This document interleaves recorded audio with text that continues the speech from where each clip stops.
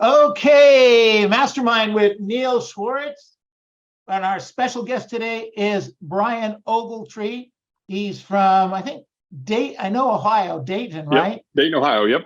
All right. So Bryan will post all the information in the chat box so people can call your cell or email you and send you referrals or ask you questions about Dayton, Ohio.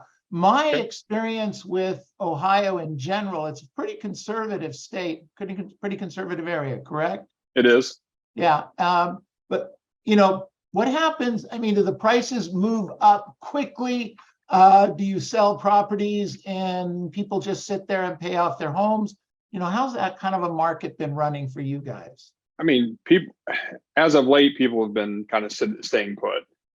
But historically, they stay 3 to 5 years, and they either upsize or downsize. So it's not a very transient market. People generally stay here. We do have a military base close by. We're at Wright-Patterson Air Force Base, so we do have some influx and outflux of regulars. But for the most part, people are from the Midwest stay here.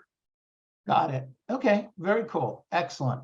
Have you got a lot of let's call them Californians running in and trying to buy houses and flip them? Not so much to come in and fix and flip. I mean, there are a few hedge funds that are here operating. We have had some clients bought rental properties. The one thing that we don't have that California has, we don't have huge appreciation. Right. But what we do have is cash flow. So if you're looking for appreciation, this probably isn't the area. If you're looking for cash flow, then yes, that's you can buy a fourplex right now. That'll rent for about $2,800 a month, $2,800 to $3,200 a month. It's going to set you back right about $200,000, $180,000 to $200,000. And it's an area I would go collect the rents. Yes. Interesting. That sounds cool. So that's hence why all the hedge funds are here.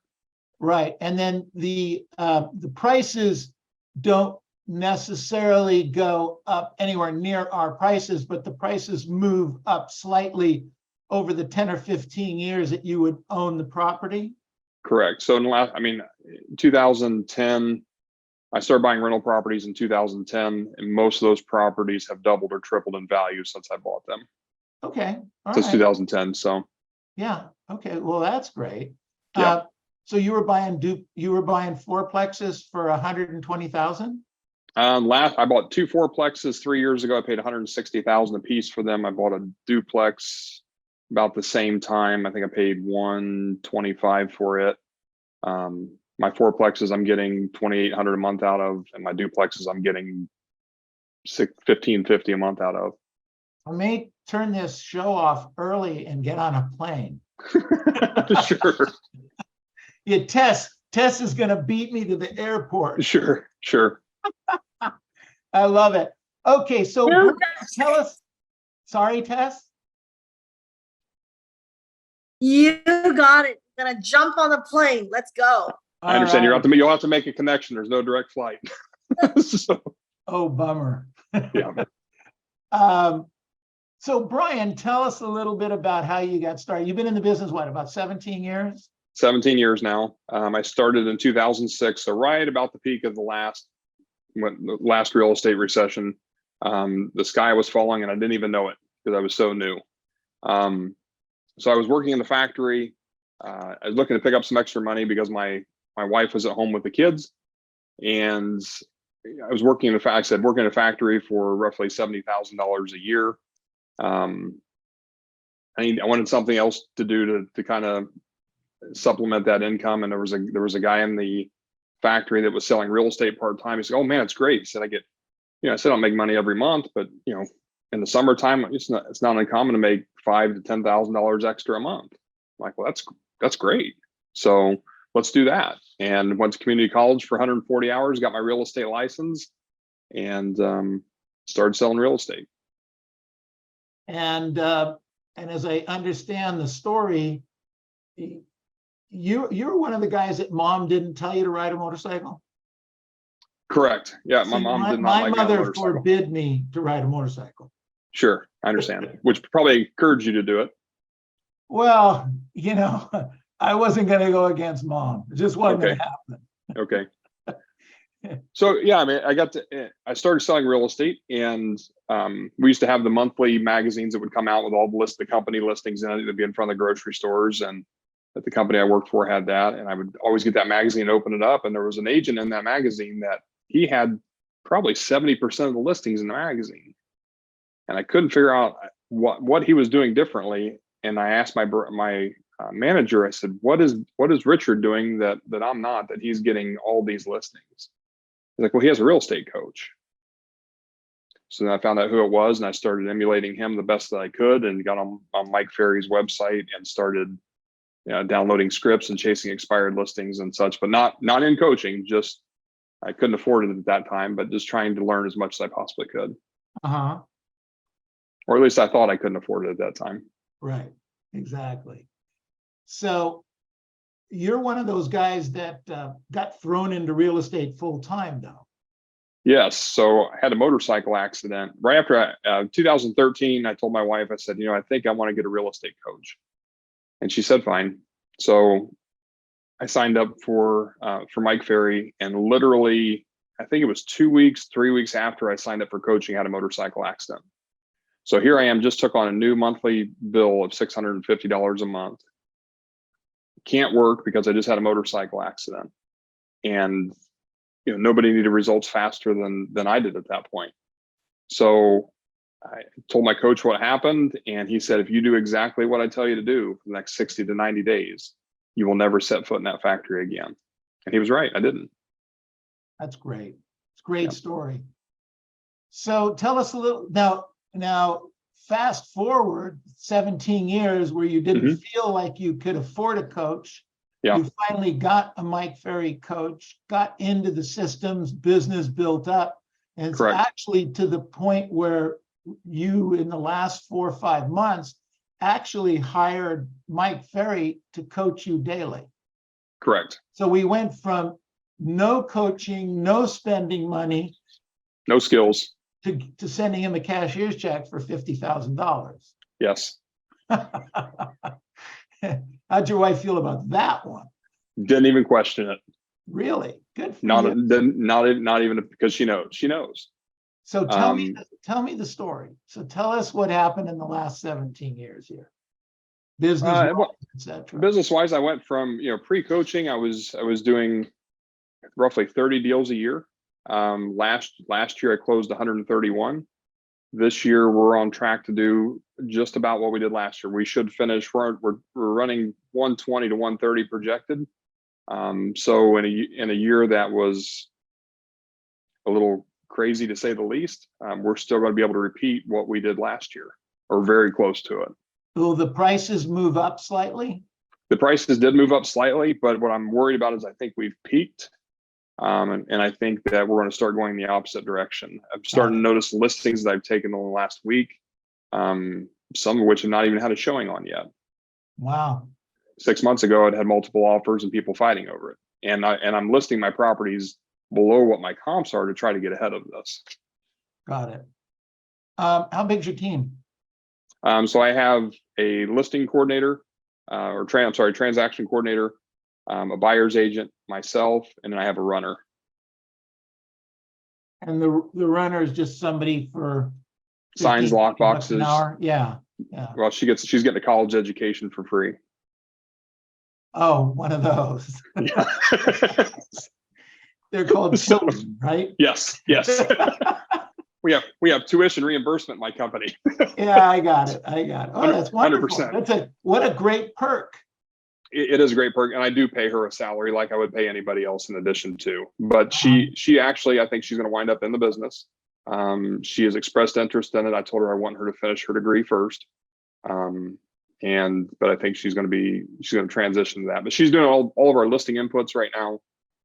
She's starting to take on more responsibility as far as ordering photography and that type of thing. So she's learning the business from an admin point of view, which will make her a better agent. I think the best buyer's agents started in an admin role. Wow, very cool. On that note, I've been in the business so long that I'm starting to see my friends' kids come in the business and that kind of stuff.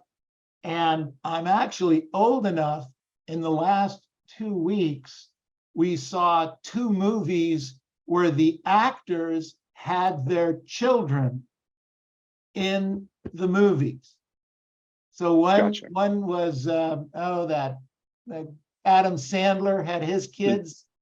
They played in it. And then last night, by complete accident, there's a movie out called Sam and Kate, which is fairly new, which is Sissy Spacek and her daughter was in it. And the other guy, Dustin Hoffman, and his son was in it. If you remember the movie Shawshank Redemption, Uh-huh. Morgan Freeman's son was in that movie as well. I didn't know that. Very cool. Very cool. That's a much older movie. I was younger then. Sure. Good stuff. So, Bryan, I mean, doors, phones, I mean, where does your business come from? But even before we go there, you got in an accident. Yep. You weren't completely laid up at the time. No. No? Okay. All right. So you weren't completely laid up, but you couldn't go to work. Couldn't go to the factory. Correct. I couldn't do the job that they wanted me to do. Right. So, and in those cases, you don't get your full pay. You get a work. Correct. Yeah. So it's something less. So you got to make up the dollars. Your wife's not going out and working. She's taking care of you and the kids now. Sure. Yeah. What's going on in your mind? I mean, you got to be freaking out. I was the breadwinner. Yeah. And my short-term disability paid me 30% of what I was making. So it didn't cover the bills, but I had to go out and be successful. But I took that as an opportunity, right? So I could have cried about it. I could have went in the corner and tried to speed up my rehab to get back in. I broke my collarbone in two, not just, they wanted to do surgery and put plate and screws in. That's a whole nother story, but I had time. And rather than just sit back and wait for it, I decided to be a little more aggressive and go out and try to find it. Mike says you can wait for the business, you can buy the business. I certainly didn't have the money to buy anything, or you can go out and find it every day. And I chose that approach. And I think that year, we went from 38 deals the prior year, joined coaching in July of 13. And so the rest of July all the way to December, we closed 54 deals that year. So I went from 38 to 54 the first year of coaching. So not quite double my business, but I was only in coaching for 6 months that year. Right. So coaching isn't a magic pill, though. No. You have to actually do some of the work. Correct. Correct. Mike always says, I think Mike almost, I won't say daily, but it's pretty close. He always tells me I had the easy part. And it really didn't make sense until now. He gives you the tools, but he doesn't pick them up for you. And he doesn't knock on the door, and he doesn't knock on the door. None of that kind of stuff.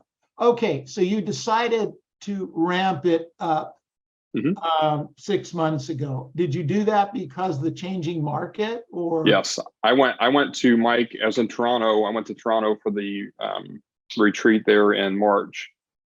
And I told Sabrina, I said, the way we did business last year is not the way we're going to do business this year. I said, this market is incredibly different.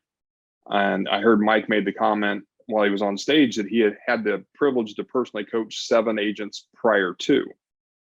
And I went up to him at the break. I said, you said you coached 7 agents personally prior to. Would you consider making me number 8? He said, I'd be honored to. Call me Monday. So I called him Monday, and he said, you know the drill. I said, yes, I've heard. He said, send me a check and we'll get started right away. Good. Yep. So what were some of the first things he had you do? So the very first thing he had me do, he said, you call your database regularly. And I said, no. He said, why not? I said, I don't know. I said, I like to go hunt. I like to go find a new deal every day. And you could hear him shaking his head. He said, call 5 people out of your database and we'll talk tomorrow. And he hung up. And I said, let's be clear, Bryan. That was the very first phone call. That was the very first phone call. Call 5 people in your database and tell me. And it was, excuse me, 5 minutes, Yep, 5 minutes. and he Very, gave very. Mike is very efficient. very efficient, very efficient. He gave you direction. He gave me specific direction. What would And you he think? said, What were you thinking after you got off the phone? did I really just pay this man $50,000 to tell me to call 5 people on my database? I'm looking for the silver bullet here. Just like everyone else. Just like everyone else. So fast forward that a little bit. You were calling, you called him the next day. You told him what Called him happened. the next day. Yeah. Told him what happened. I think I don't remember exactly what transpired. I want to say we set an appointment, and we've turned the first quarter of this year. I made in the first quarter of this year what I was making a month last year. So business had drastically changed. And I've had people come up to me and said, you pulled the golden parachute, and you called Mike and got Mike involved. But I felt like I needed the direction. I had an excellent coach, and would go back to him in an absolute minute. I think I got complacent with the coach, and wasn't honest. And I think the $50,000 was just the accountability aspect of it. If I sent him $50,000 and didn't do anything, Shame on you. Shame on me. Yeah. Right. I mean, I've got, and I told him he said, why do you want to coach with me? And I said, well, there's certain things that I want to be able to ask you that I could ask the coach and maybe get an answer indirectly. I said, but you've masterminded with some of the most powerful people in the world. Earl Nightingale. I mean, you work for Earl Nightingale. You had daily conversations with Earl Nightingale. I can never go ask Earl Nightingale a question. Right. But I can ask Mike, and Mike can tell me what Earl would say. Right. So there's things that, and I hate to even bring this up, but long after Mike's gone, that will stick with me. Right. Bryan, and that's something I will take with me. I've been telling agents that for years. The ones that are staying away from Mike, staying away from the coaching, that think they can get a better deal at EXP and leave somebody that's been by Mike's side for 50 years. And that I can't tell you the stupidity. You're so smart. I can go pull my broker's in the office right next to me right now, and I can go pull him in here. I switched Remax franchises 3 years ago, and they offered me more. They offered me the same split that I had at my previous franchise, and I told my broker I do not want that. And he said, "What do you mean?" I said, "I need you to make money. I like having a nice office. I like the fact that I don't have to write the check for this office. So I would more than happy to pay you a couple % more. If I want to make more money, I'll go sell more houses." And that's the arrangement we have. Yeah, that's fantastic. Smart, really, really smart. So the better this place looks, the better job that I'm going to be able to do. Oh, totally, absolutely. But I can get a little bit more money, and I could recruit an agent and teach them what to do, because I know exactly what. Don't get me started. I'm sorry. I understand. That's okay. We'll play that game. So, or you can go sell a house and make a lot more. Or you could sell a house and make a small fortune. If you want to talk downlines, work your past clients and your center of influence. There's your downline. That's going to pay you more than the 2 or 3% another company is going to give you. So that's what Mike started you doing, and he's been on you to do it since April or May, something like that. Yep. Mm-hmm. Got it. And have you picked up some business from that?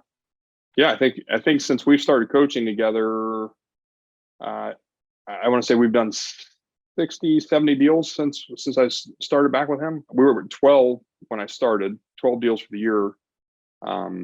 And then I think we've done 60 since. So we've got 15 pending thereabouts right now. How many of the 60 deals came from the past client sphere that you don't call or talk to very much? I don't have that number in front of me. I haven't sourced my business yet. Percentage wise, I mean, is it? I'm going to say, typically I'm at about 60, 65% as past client center of influence. Okay, perfect. That's great. Congratulations. Excellent. So So what's the focus now for the rest of the year? Do you see the business still changing, or you see it settling down? What's your vision? I think it's going to settle down a little bit. I think it's still changing. We're so far behind because our price points are so much lower than everybody else's that Mike made the comment one time. He said, if the world were to come to an end, I'm going to Dayton, Ohio. And I said, why is that? He said, Dayton's 20 years behind everybody else, so I'll have 20 years to recoup. And so when we went to the last year, the Superstar retreat, I was talking to Jason Penrose and some of those people, and things were starting to slow down there. East and West Coast, things were starting to slow down. You guys were seeing bigger changes then. We weren't seeing that yet, and we really didn't start seeing what you were seeing last year until probably mid-July this year. So are the builders doing any building in your community? Any substantial building? Everybody's doing something. Nothing like it was. Right. And like I said, in 2006, there were new subdivisions going up everywhere. Yeah. And I think, post 2006, I haven't seen a real big subdivision go in. I've seen small building. I've seen, 50 to 75 home tracts go up, but nothing big. Oh. I've seen a lot of apartments being built though. There's a company here, it's called Redwood. Yes, a lot of apartments. I've seen a lot of things coming up downtown where they've either tore down or rehabbed old commercial buildings, warehouses into apartments. It's like a big change. Used to be everybody wanted a 3-bedroom, 2-bath, white picket fence, American dream. And I think now a lot of people are content just renting. And I've seen a lot more apartment complexes being built than I have single family homes. I think that they're getting lulled into something that can be very, very dangerous. You have to go into old age with a paid for house. Yes. A free and clear asset. It's an absolute must. If you can't do anything else, you got to go into old age that way. Yeah. So, and I think a lot of people are renting these properties. I had an aunt. She's passed away since then. She was 105 years old. At 75, she always rented. Okay, always rented on the west side of Los Angeles. So it was like a little bit nicer, so she could afford to. She couldn't afford it as much, but she was on a nicer part of town. She ran out of money at 75 years old, Brian. Yeah, ran out of money. Family had to get the checks. I don't have anybody that's run out of money, but I have older clients or tenants that I rent to, and honestly I prefer them. They know how to take care of a property for the most part. Right. They change your filters and that types of thing, and they don't call you and bug you all the time per se, but and they don't move. They stay put. So yeah, I try to attract those types of people. So you were a guy that started out taking big pieces of metal and making little pieces of metal out of them. That's the work you did in the factory, right? Correct. Okay, and you got paid $70,000 a year for that. So that was like 17 years ago? Yep. That is pretty good money for 17 years ago. But that was also seven days a week, 8 to 10 hours a day. Oh, wow. I had no idea. Yeah, that's overtime included. I got it. Yeah. Base salary was probably 45,000, 45 to 50,000. Got it. All right. That makes sense. And you parlayed that into something now this year at 120 deals, you'll gross what? Over $1 million, right at $1 million? Close to $1 million, about 860 to 900. $900,000 and $900,000 in in Ohio. Yeah. That's you live like a rock star. Yeah, absolutely. God, that's great. You can actually live pretty well in West Los Angeles for $900,000. Right. But not as good as you can in Dayton, Ohio. Sure. That's great. Why don't we share a little bit about what would you do, knowing what you know in this marketplace, and maybe some of the things that let me back up just one second. Is Mike whispering things in your ear that he's not at never all said before? No. There's no secret stuff he's sharing with you? No. Okay. a matter of fact, I sent him my pre-listing package today. We were talking about covering the marketing plan at a listing presentation. He said, I want to see your pre-listing package. I had to send it to him. I sent it to him today. He's critiquing the things that I am doing. And most of what I am doing is things that I've learned from him or through mastermind groups and et cetera. But it's just making small tweaks and small adjustments. Give us a couple of, for instances. So in prospecting, we're not calling just expired listings. We're calling for sell by owners. We're calling past clients. We're calling database. We're calling center of influence. We have a chart where, as we do our prospecting, we just check off. When we make 25 contacts, we're doing 5 here, 5 here, 5 here, 5 here, and move on. Right. So we're not getting hung up on one prospecting source. One of the things I told Mike that he wanted me to start meeting some more people who are doing more business than I am, not just in this business, but today for lunch, I met with the #1 criminal defense attorney in Dayton, Ohio. And he owns the firm. They do criminal defense, but they also do probate, civil, real estate, divorce. So in having lunch with him, I asked him, I said, do you have a trusted real estate resource that you do business with? He said, no. And I said, well, if I can make your job easier and get some of these cases off your desk and make that flow faster, would that make sense for you? And he said, yes. So we're going to have another conversation. So, Bryan, I'm sure everybody's asking themselves the question right now. So what was the call like? How did you get through to this guy? It's funny, the whole, if you remember the 6 degrees of separation, you're only 6 people away from knowing everybody in the world. Yeah. This person is very politically motivated. His wife is the commissioner of a county commissioner. So one of his donors is one of my clients as well. And I said, do you think you could get me a lunch with Dennis Lieberman? He said, absolutely, we'll go have lunch. So we had lunch today. Mm-hmm. The county prosecutor is Matt Heck, and his his nephew works for one of the title companies in the area. I'm going to go have lunch with Matt Heck next. I need to know, where do I need to be? How do I need to approach to get in front of these people? Because it seems like there's a need. And nobody else is pursuing it. Everybody's calling the expireds every morning at 7:30 in the morning. Everybody's calling the for sell by owners, or you can only do so many just listed, just sold calls till you get sick. But get in front of the right people and have some value to bring to them. And it pays dividends. Well, that's fantastic. Fantastic. You open to answering some questions right now? Absolutely. All right. Questions for Bryan. Guy's being coached by Mike Ferry. Pick his brain. Raise your hand or jump in. Margaret. Margaret says, hi, Bryan. Margaret, you got a question? Okay, go unmute, ask him. Hi, Bryan. Thank you so much Hi. for the sharing. I'd like to know what the cap rate, for the income property. So I'm not, I don't have percentages necessarily for a cap rate, but most of the things we're capping at is somewhere between 7 to 11% cap. Yeah. Wow. Thank you so much.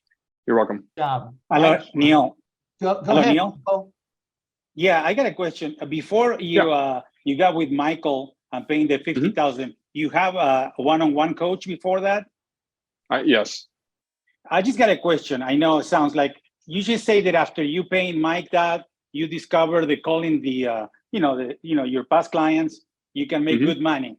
While you were with the one-on-one coaching, they didn't teach you that, or they didn't ever mention that to you? No, they did.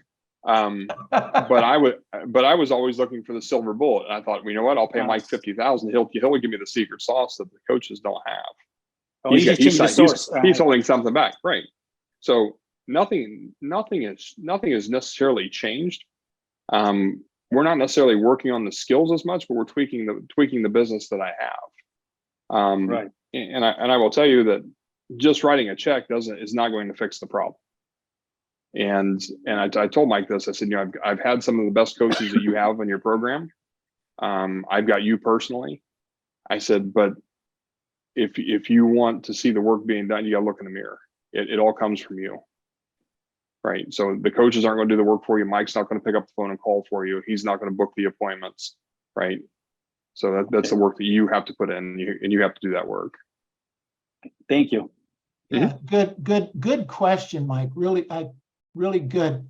Bryan, what moves us forward is Mike is in your face and you can't move out of the way, right? Right. When he says, well, you're not calling the people, you better call those 5 people, and we get on the phone with him tomorrow. He's going to know you didn't, if you called him or didn't call him. It's just something he knows. Yes. And the funny thing is, it's like drinking through a fire hose. Like when you're in coaching, you get a coaching call once a week and you take notes during the call, you record the call, you play the call back.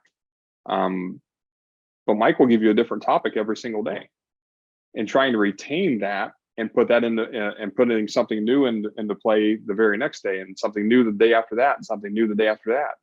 Yesterday, he told me write down 75 and 85%. We'll talk tomorrow. So this morning when he called, he said, you know the difference between 75 and 85%. I said, well, I'm sure you're going to tell me. He said, if you start converting 85% instead of 75% of your deals, he said, that's going to be an extra 10 to 15 deals a year for you. I said, okay. He said, it's only $75,000, $80,000. So how do we, and then that's why he asked for the pre-listing package and the marketing plan. So we're going to make some tweaks and improve and move forward. Got it. Great answer.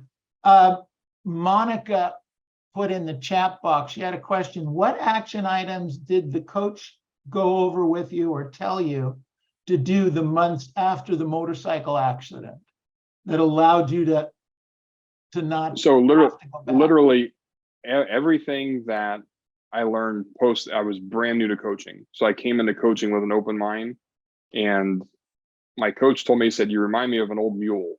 And I said, explain. He said, you'll do whatever I tell you to do as long as I give you the direction. So what I would tell you to do, because although I appreciate the question, I don't know your business, but your coach does.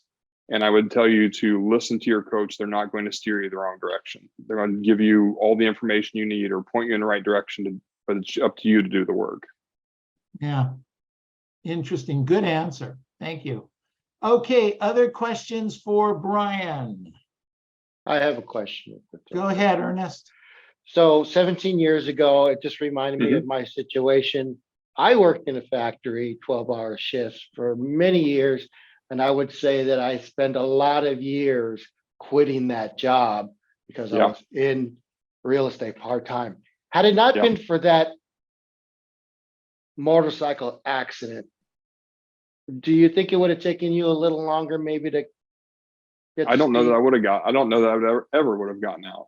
And because, you know, you talk about complacency here, when I was in between, I was making $70,000 in the factory and $70,000 in real estate.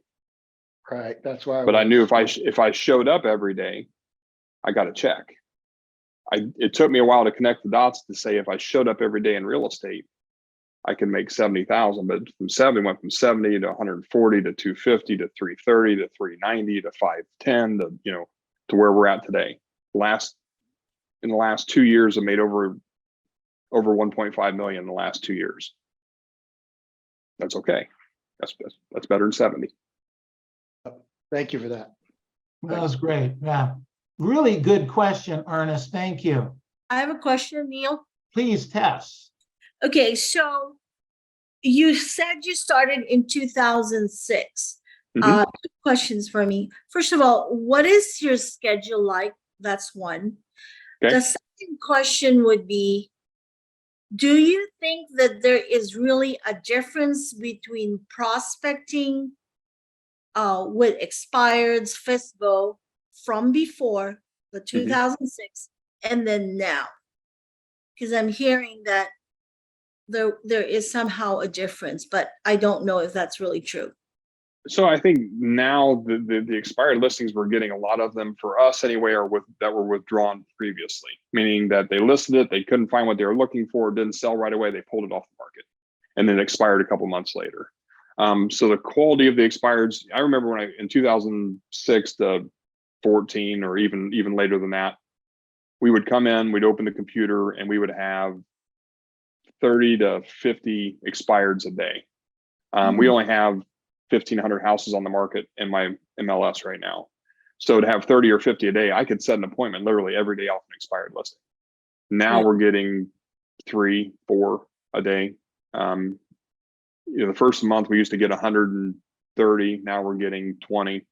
I remember coming in, leaving New Year's Eve parties as soon as the ball dropped, I would run home because I knew that there would be 1,200 new listings on January 1st, and it would take me a whole week to get through them.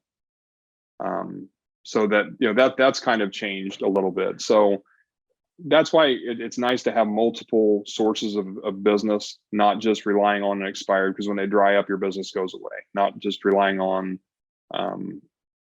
probates or whatever the case may be. You have multiple sources that you can start working individually. Is that because most of the people now are really not wanting to answer the phone?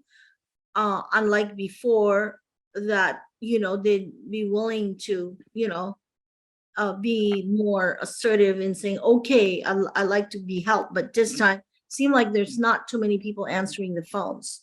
I don't think there's any fewer people answering the phones today as there was in 2006. What I do find is that sometimes if you're using a dialer, you have to change the number. Sometimes you have to change your routine. So if you're calling expireds at 7:30 or 8 o'clock in the morning, they don't pick up, Mike says call them at noon. So if you're only calling them one time and say, well, nobody picked up, I guess they're not there, this is a different market. That's not the case. They're still there. I mean, you don't know they may work nights, they may be at work while you're calling. I think you put forth, you may have to put forth a little more effort to get in touch with those people. I think in 2006 and 2008 as well, a lot of people were laid off and a lot of people weren't working. So there were more people at home versus now when everybody's working. So, and then you asked about my schedule. I get up every day now at 5 o'clock in the morning. I'm sure everybody knows Agent DK. Right. So I hired the same personal trainer that DK has. So we started with him 3.5 weeks ago. And so every day I'm up at 5 o'clock, I'm in the gym by 6 and in the office 7:30. I see. Okay, thank you. Yep. Good stuff. All right. Other questions for Bryan? Hey, Bryan, thank you for this. I'm curious. I'm always curious about people that have big success kind of early on out of the gate. I know it sounds like you're a little older when you got into the business, or yes, maybe 30s, 40s, but what traits or qualities did you have that enabled you to kind of really hit the ground running from the get-go? And then which ones did you have to develop over the course of your career? So come out of the gate running was, I've always made the decision that you will not outwork me, period. So I don't care if we're working in the yard, I am very competitive. And you're not going to beat me like that. JJ Watt said that hustle beats talent when talent won't hustle. And I've seen some of the top producers even in the market today that aren't working, and you can still go out there and beat them. And I will say that to every single one of you. You may not have the skill set of the top agent in your marketplace, but if you'll go out and work them, you will out earn them. It's really that simple.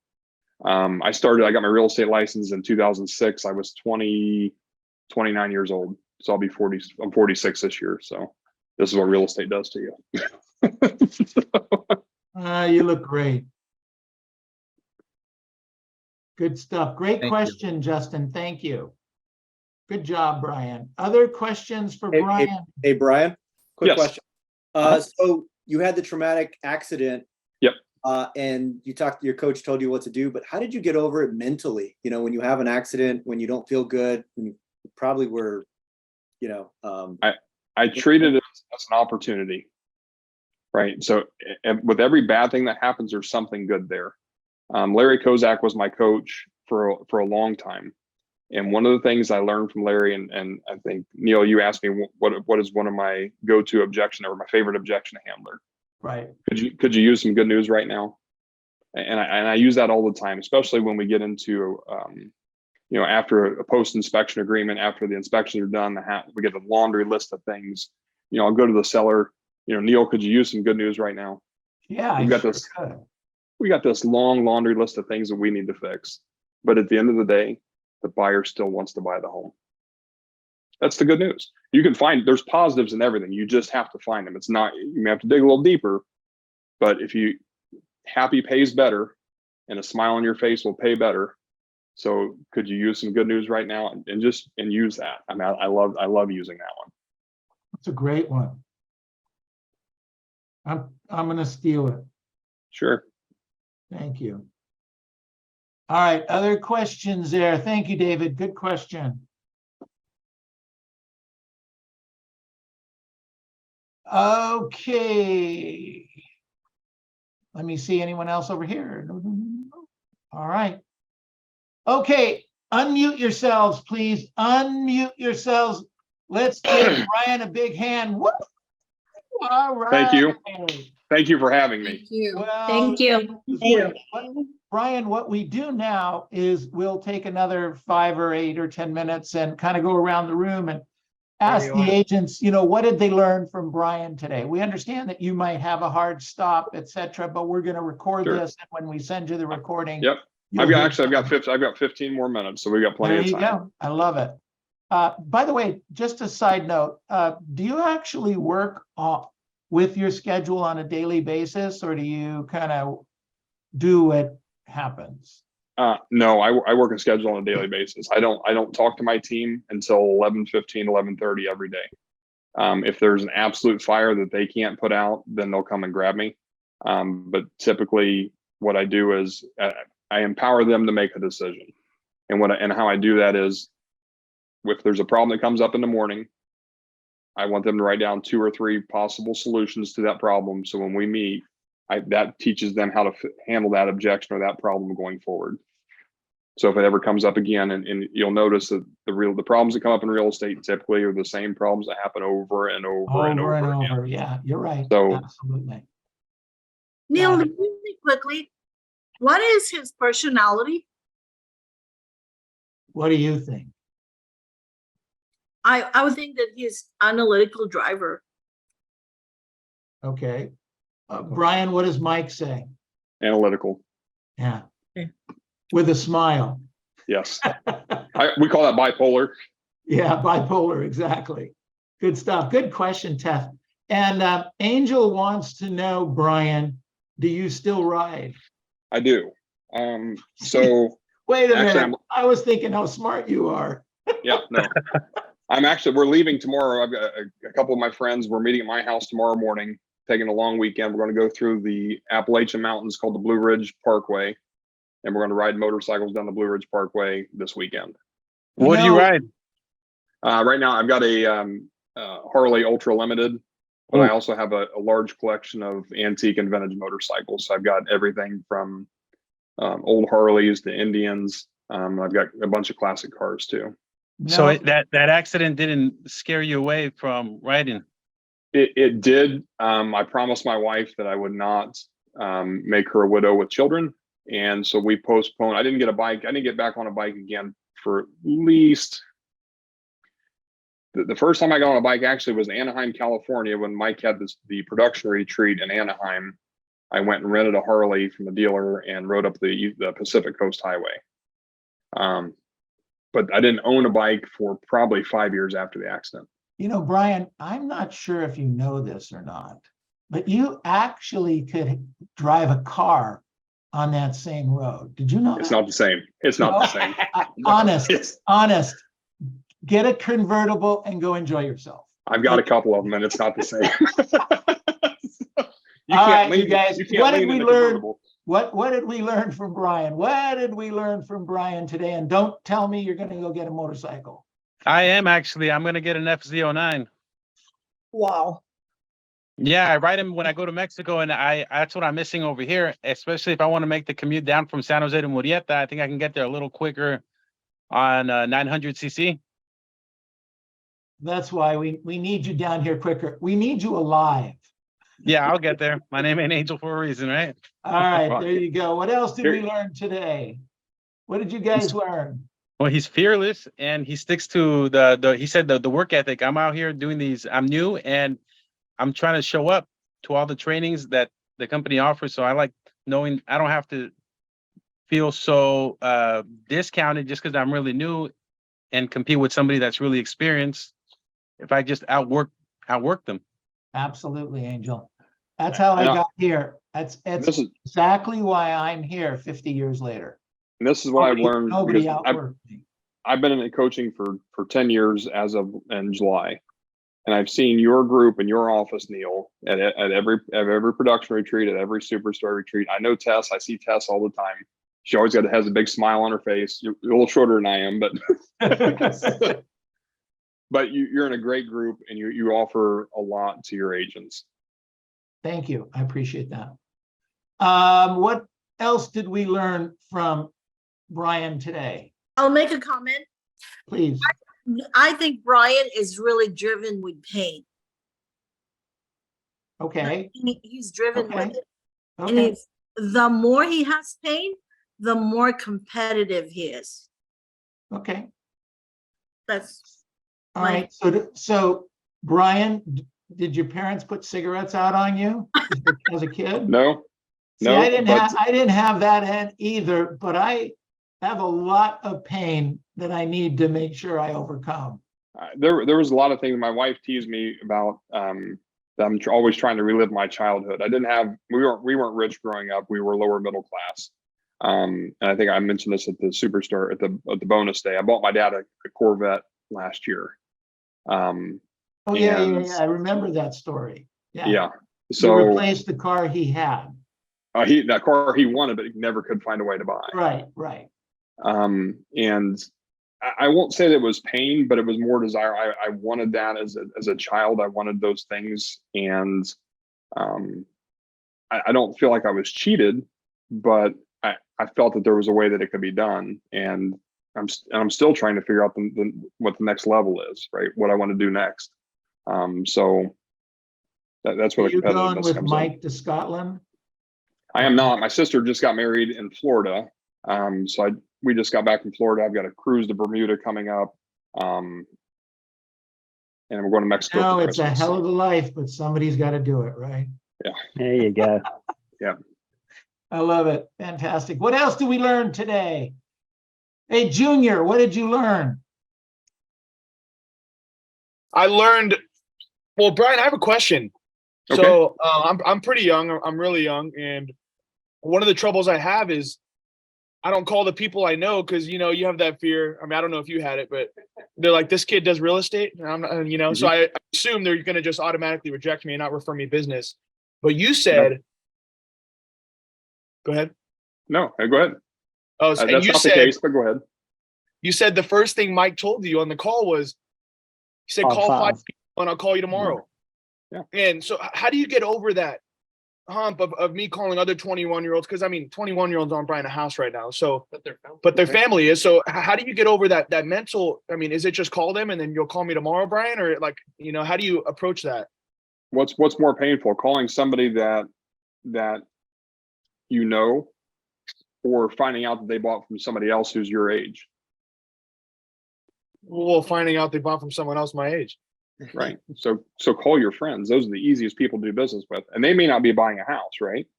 But 21 years old, that means their parents are 40, their grandparents are 60 plus, and they're just using 20-year increments. Maybe grandma's not doing so well. Maybe grandma needs to sell her house. My friend just got his real estate license. You should give him a call. Yeah. Right. Getting in front of those people. Yeah.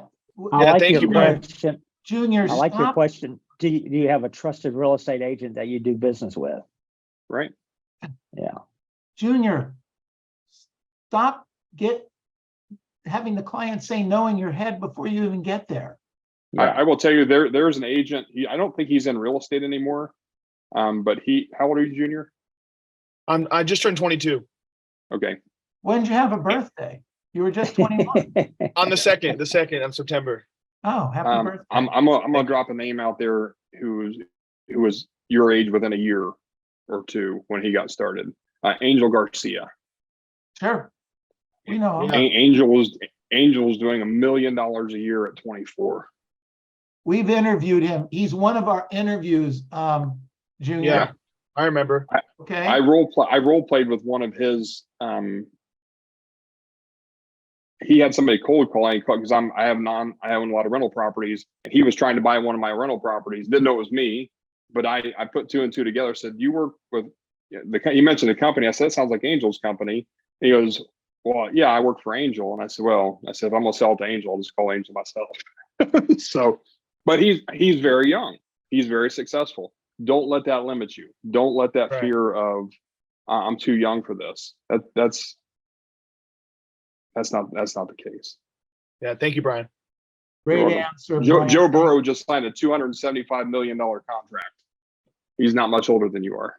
You deserve it. You can get it. I like that. All right.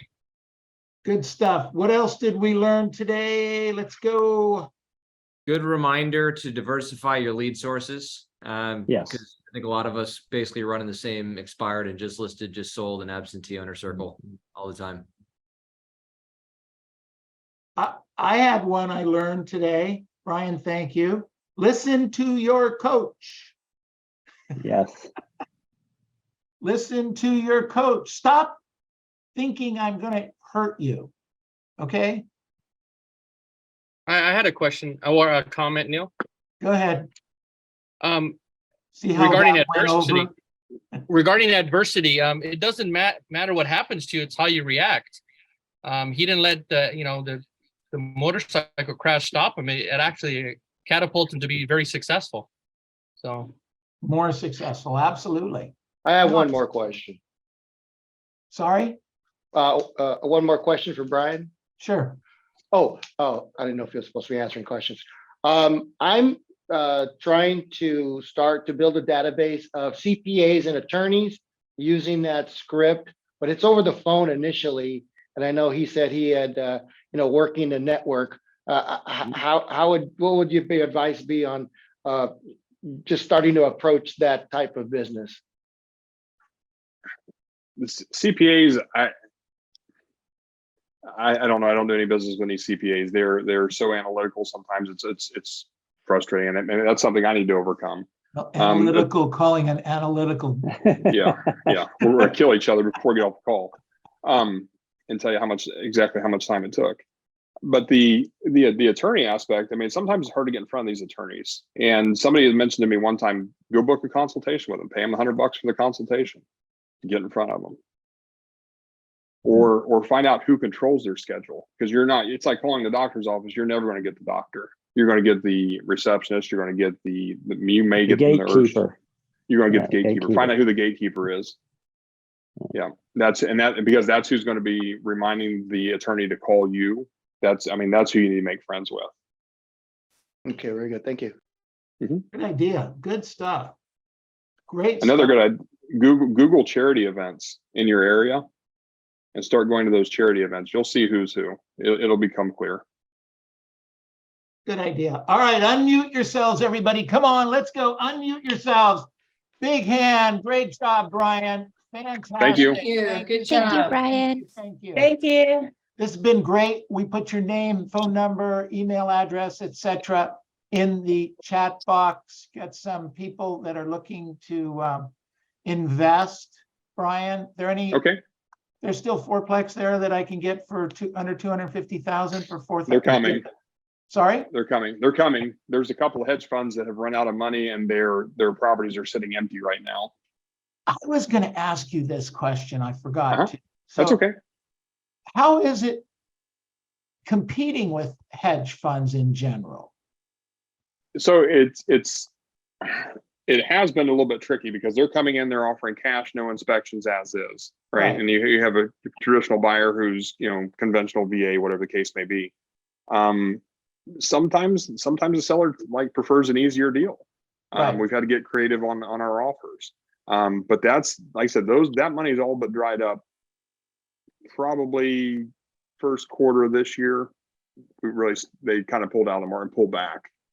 So, I mean, we were selling houses that people normally wouldn't buy, and these hedge funds were buying them up based on square footage, rental rates, not condition. And Right. you know, we all saw Zillow about go bankrupt last year because they were buying on their own algorithms. The hedge funds were doing the same thing. Got it. All right, good stuff. Thanks again, Bryan. Really, really fantastic. Appreciate it big time. Thank you for having me. All right. Look forward to good seeing you here stuff. soon. All right, looking forward to it. Okay, who's our next caller? Me, Josie. Me, Josie.